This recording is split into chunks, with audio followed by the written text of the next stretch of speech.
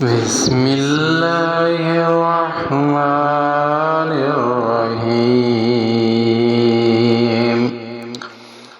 هل أتاك حديث الغاشية وجوه يومئذ خاشية عاملة ناصبة تصلى نارا حامية تسقى من عين آنية ليس لهم طعام إلا من ضريع لا يسمن ولا يغني من جوع وجوه يومئذ ناعمة لسعيها راضية في جنة عالية لا تسمع فيها لاغية فيها عين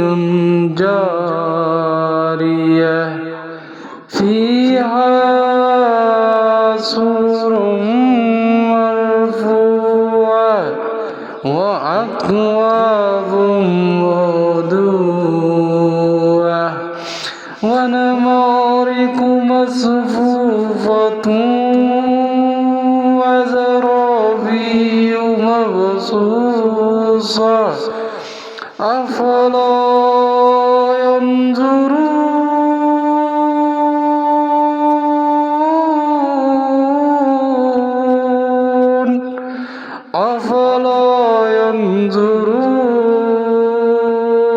ينظرون إلى الإبل كيف خلقت وإلى السماء كيف رفعت وإلى الجبال كيف نصبت وإلى الأرض كيف سطحت فذكر إنما أنت مذكر فذكر إنما أنت مذكر لست عليهم بمسيطر إلا